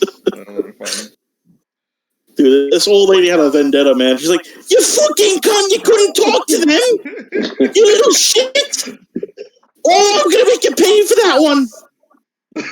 It was like a secret worship. Dude, she has a fucking cane and she's coming down. She's like, you fucking cunt! Ain't gonna let you get away with what's this! your luck bonus, man? 4. 4, so I get minus 4. And I lowered another 3 points. Okay, so you lower this by 3 points? Yeah, 3 on top of my luck, right? So it's, okay, so you lower it by 7 points. So they rolled a 10. And I think it goes down another table too. I gotta find that power. It's because I have 2 different crit resistances on me. Okay. All right, don't worry so much about it. I'm not gonna lower the labels. It's crit label. It's crit table 1 because it's a wizard who's doing this to you. So okay. you can't get any lower. So she slams into you, okay, and knocks you prone. You take this much damage. You're knocked prone. You must use your at least one action to get up. Next round, so you lose an action. So sorry, no, I'm sorry, that's the wrong roll. I keep screwing that up. That's not the damage you lose. You lose this much. 6 damage as the angry old lady splatters against you, and you're knocked prone by her. Okay, Riondrake, what's your armor class? It is 20. Let me double check here. 22. Okay, a dwarf comes flying out of the air. One of your subjects, and completely misses you. Splatters right next to you. Splat right there. So I'm just gonna put a pile. Oh, by the way, I got the image of the old lady that got pissed off at you. Go ahead, put it in the. I put it in the chat. It's the queen. So let me download the queen. Let me download the queen.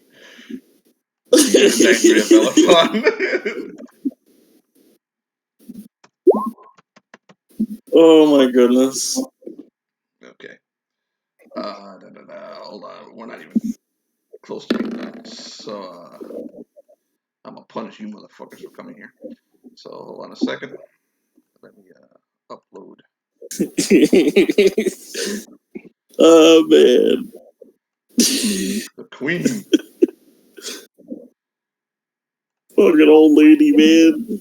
She got her vengeance. All right. So while I upload the queen, she splatters at the Bellerophon. Let's see. That was Saint Germain's turn.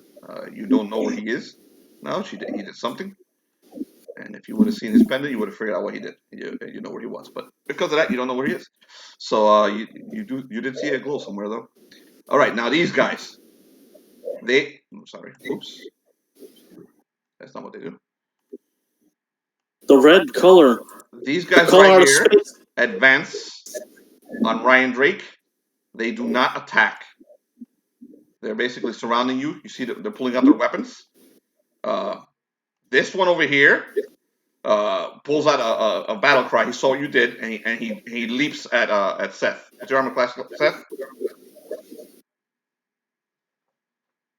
Let me check again. 16. Right? All right. Give me 1 sec. Get the pick card. He pulls out his sword and goes to slash you.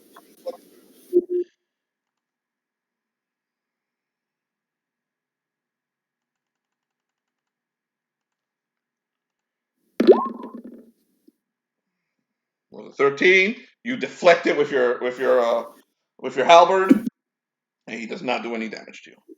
Okay, so that's 1. Felnox is bolting. These guys are also attempting to intercept and catch Felnox. A few more get closer to Riondrake. Their weapons are out, but they're not attacking you yet, Riondrake. They actually want to see what you're doing. All right.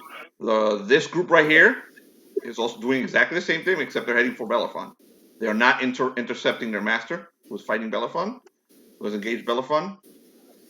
This one right here is coming towards he's running towards Felnox after what Felnox did, and he's got a sword out, but he is too far away to engage Felnox yet. He's running straight for him.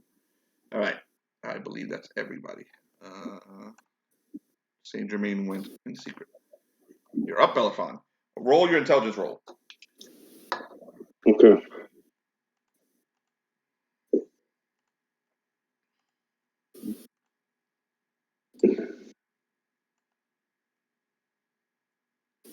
Oh my god. Oh, Damn. Okay, Bellerophon. Yeah, you're able to whisk through time and space and understand the situation. That the reason you're not able to teleport your people is that you're too far away from them.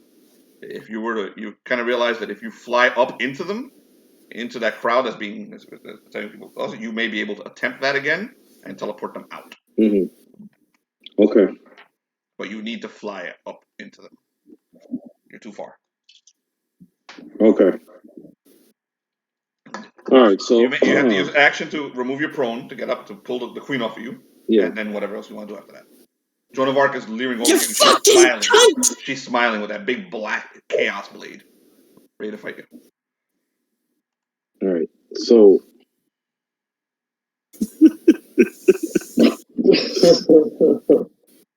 The queen is dead. Don't worry so from the ground. Okay. So I stand up. Well, at this point, I will tell you what you notice. Yeah. Their bodies falling everywhere. Yeah. Their bodies falling into your army. And they're dropping dwarves into the army. They're dropping people into the army. They're dropping bodies. Bodies are flying all everywhere. You guys got 3 aiming, but they're aiming everywhere. So I use my attack not just to get it, but I just fly up off from the floor and I fly right up into the sky. Okay, so your first one has to be to remove the prone, man. You have to get up from that because you were knocked prone. So the prone, your first action period has to be just to get up from the prone. You can then use the next one. You can use your movement action if you want to fly up to the sky. Yeah, you can do that. Okay. All right. She's going to attempt a attack of opportunity when you do that. So, what's your armor class? Yep. 23. She attempts to slam her that nasty black blade in, and she keeps rolling low. And once again misses. She's like, "You're a slippery one. I will catch you. My God will give me wings." So you fly straight up into the sky. What do you do? I fly up into the group of people, and I'm going to try and do the spell again. Okay. So roll a spell check. This time you are closer. You will not be contested, but you do have to roll a reasonably high number. Okay. Don't use a D. 20. That's good enough.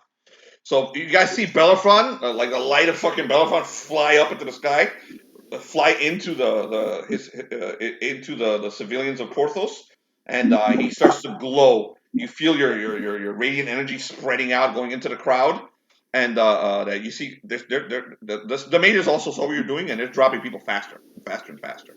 And where are you sending all these people?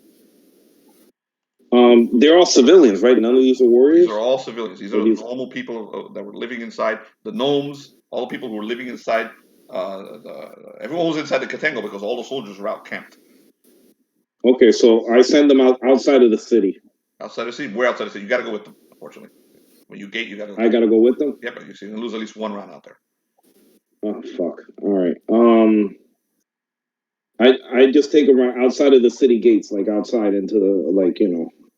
Okay, so you teleport them. Isn't You've there- never been out there, but you and them fucking teleport as far away from the city gates as you can, basically into a field near a great forest. And as you land, okay, you look around yourself, and you can see the battlements of a fire giant encampment. And the giants are like, they look surprised that you're there. All these people just appeared right in front of them. The fire giant is like, what? And they very quickly surround you. So Felix, I know you got to leave early. Yeah, yeah. So I'm in flame. You're in flame, yeah. So you're now I look like the fire giants like are a not fire attacking. angel. They're more surprised than anything else at what just appeared. So I know you got to go, man. They're here to attack Kalandrah, right? It looks like it. We'll RP that next week, shall we?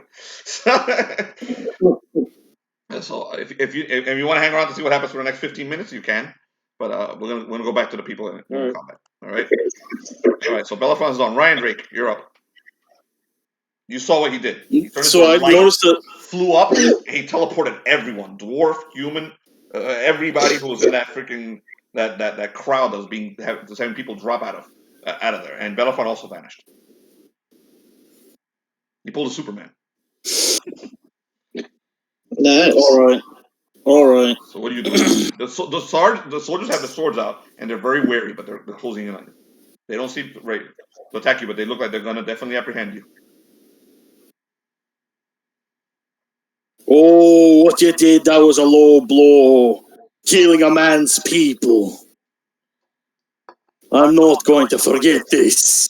I slam my shield. And I make it ring loud. Okay, you with hear my blade. the horns coming from the dwarves in the distance. And you hear the howls of yes coming from them. But they can't wait. You know they're coming. You hear the rumbling of them coming. But you still got a couple rounds. What are you gonna do? So Riondrake, now that he knows his people are gone, like some sort of fury, a fury overtakes him. Just complete blind rage. He runs over to this guy, and he is going to, with his mighty deed, he's going to shove his blade into his head, and he's going to pull his fucking spine out in an attempt to horrify the people around him. He's pulling this guy's fucking spine out with his blade. Go for it. In an attempt to scare people. Using a blade to hook through an arm and rip out somebody's spine. Okay. Sounds interesting. Let's see. I was thinking of something like that. Roll, let's see what happens. I was thinking of like.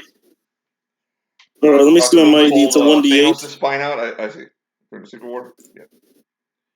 Like what I'm trying to do is like rip his head off and like just in a really brutal way. Go for it. That's high. All right. Oh, I know what I'm gonna do. I'm gonna just pull the head all the way off. Like I stab him once and just start bringing his head up. And I stab his neck and I bring his body down and I pull his head up and it rips his spine out. Okay, roll the hit first. All right. It's a 7 plus. Where is the hollow? 7 plus 6.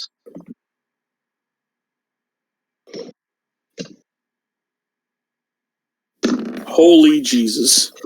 Okay, what you described is exactly what happens. So, I don't need to describe it. You reach in, you pull his fucking spine out, and everybody else. What's left of him is a cloud of mist. So, move your character. Show me which one you were doing to this guy right here. Yeah, the guy right in front of him. Like just pure rage. Okay, the rest fueled of the by rage. So they seem hesitant.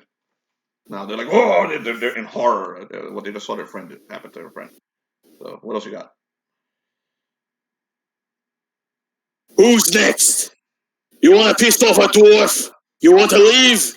Run, you bloody idiots! So I'm pointing my blade at this one right here, and if he doesn't move within the next 3 seconds, I rush him.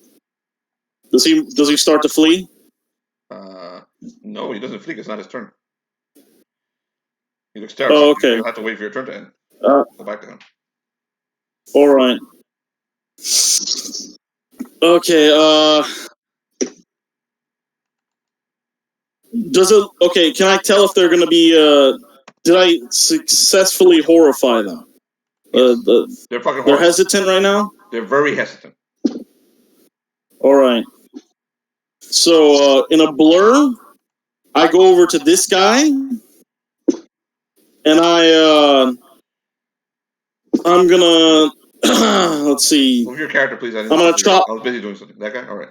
Go for it. I'm gonna move over to these two men, and I'm going to chop off both of their legs. I'm gonna chop off one leg for each of them. I'm gonna attempt to use my ID to this is not to kill, but to remove their legs. Roll deep. I'm attempting to use fear tactics. Fear check for these guys for what you did. Okay. Okay. I'll tell you what happens after next round. Alright, so I'm gonna make another attempt to cause fear by ripping both of their legs off, by cutting both their legs off. Okay. Not like I'm cutting off one leg for each man. That will so not I rolled a instill 3. Fear, but it will cut off both their legs. You don't roll high enough to instill fear and cut off both their legs. Okay. So roll the hit and down. Alright, so I rolled a mighty deed. That's a 3 plus a 6. Alright, let's see,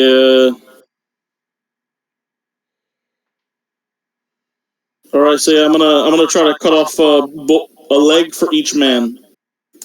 Go for it. 15. Is that a hit? Okay. Nope. You slashed, and they were able to deflect your weapon with their swords.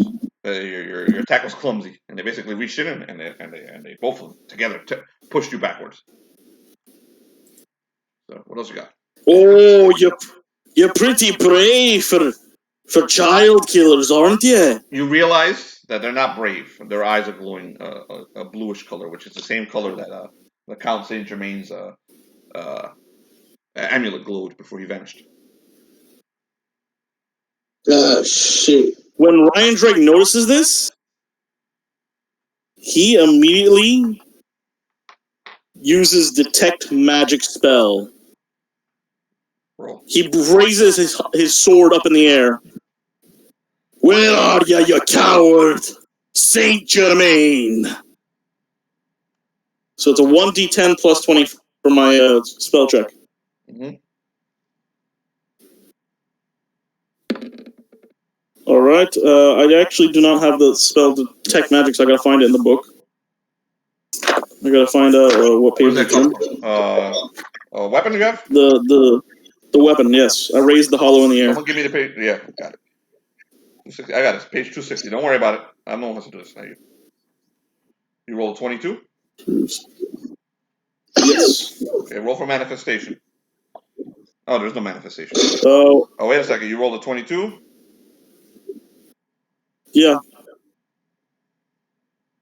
What page is it on again, so I can write that down? 260. 260. Here we go.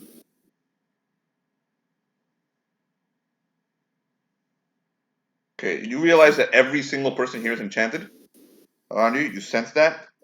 They have some kind of enchantment on them. They're all mind controlled. And they're basically, their will has been under the control of Saint Germain. And Saint Germain is over here. Let me go get him. Where is he? I'll get him. I'm going to get him for you. I'm going to put him on the map.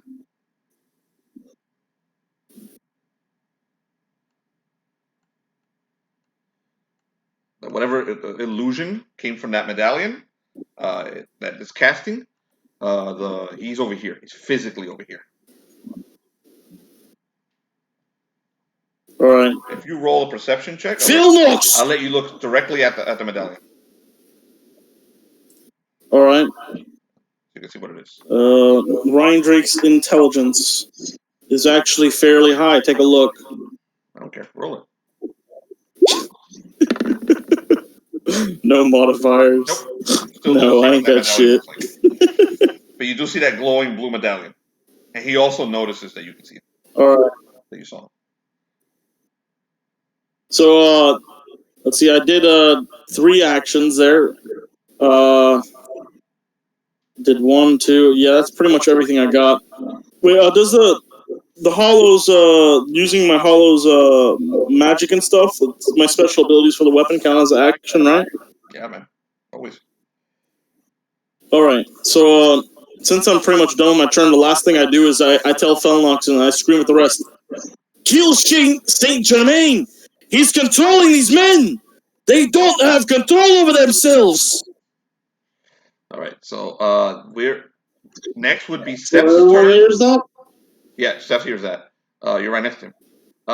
Seth, next would be Seth's turn, but we're going to end it right here. Pick this up again in about 2 weeks. Because next week we're going to have the other group. All right, guys. So you acquire. So we're finished for today. I'm going to let's do rewards. You guys did not finish this encounter, so you get no rewards for it. I will give 1 XP to each of you for playing. Growing up, so give each other 1 XP. 1 XP for each of you. Please put it into your sheets. And today you guys roll. Decide who is today's MVP. Krill. Do I get anything for saving the people? Type it in here. Oh yeah, Felix. Good work. Good work. 2 XP for you. On top of your 1 XP. Jeez. That's actually a good. Dude, that completely changed the situation, so thank fucking God you're able to do that. That works. Good. I'll give you 2 XP. Yeah. Not too much. Yeah. Because the encounter isn't over, so I can't give you too much. Yeah. But 2 XP. Yeah. I figured for 1,000 people, was it, you said? I was going to have that keep Yeah. the whole time you were. I was going to have them keep bodies flying down on you from all sides until you did that. Yeah, but you know, Bellerophon, he doesn't like to like innocents die, you know. Yeah. Oh yeah, dude, Riondrake is infuriated, man. I think that's the most brutal thing I've done to someone. Pulled out their fucking spine. It's going to get really ugly here because Riondrake once she reaches him or him, she's going to tear them up. So I'm telling you guys. She kept missing Bellerophon, but the moment she hits, she does something wild to you with that sword. Okay, so vote for who's the MVP, guys. Krill. I'm gonna write it down. Krill, dude.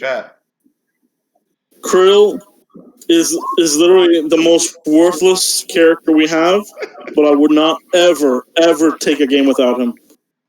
Dude, he is take over Starbucks. Dude, he did take over Starbucks. You're literally living out your conquest of Kalandrah. You're literally Starbucks in the Gap. Dude, you're literally living out your dream as playing a fucking velociraptor from one of the movies. You're just fucking around. A talking velociraptor. Oh my God, man. Go for who you want to get points. Oh my God. Because he got that critical with the fireballs and defeated Saint Germain in the spell duel. Yeah. Oh, okay, wait. Let's clarify the question. Are we currently selecting the most amusing person or the most valuable person? No, MVP. Whatever you feel like, whatever you consider MVP is. Felix, explain why. I don't know. He went. There are valid reasons here. Felnox did defeat Saint Germain in a spell duel, and Krill did conquer already a portion of Kalandrah. So there's. And but the way I look at it, he's like 1,000 years old, and he beat him in a spell duel, and then he massacred a good quarter of the people there. Yeah. So So I thought that was pretty MVP-ish. Yeah. So dude. Actually, I like. I'll give 2 XP to anyone who realizes what. That was pretty cool. I'll give 4 XP to anyone who realizes what's around Saint Germain's neck and why Felnox missed. It's actually an old item. Is a spell turning. Nope. No, I mean, not spell turning. Fuck, what's it called? It's the essence of a certain type of monster. Oh, Displacer Beast. Yep. He's actually He's actually not 3. He's a certain number of feet away from where you think he is. Yeah. So, Riondrake doing that detect magic found him. That's the only reason you know where he is. He's always been under that tree. Yeah. Displacer Beast. Yep. He's using a Displacer Beast essence. So, Felix, 4 XP for that. All right. So, to Bellerophon. Thank you, sir. Not that you need it. So, yeah, dude. I mean, bro. I did. Well, I mean, that was just like you guys. I just happen to know, you know. Like, I mean, I would totally not. If you didn't save the people, you know, I was really pissed off because the people straight up started dying. And we could have. John, vote. I'm sorry, Tyler. Go on. I said John. Oh, goodness. Type it in, man. I'm from typing, not from hearing you. Tyler, you can't vote. Yeah, put Riondrake. So everyone got a fucking vote except Bellerophon today. What's John's voting for? Ryan. I voted for Bellerophon. You didn't vote for anyone. You didn't type anything in. But I could just say it. Gee. Yeah, type it in so we can tell what's going on, dude. Yeah, my first vote is for Krill for being most amusing. So we have Felnox. Okay, everyone got a vote. So I'm gonna pick. I'm gonna give it to the one who doesn't need it. Bellerophon, you get another 4. Fuck all you for voting for. What happens when you vote like assholes? Krill. So Bellerophon gets another 4. I'm gonna end the game. I'm gonna end the recording.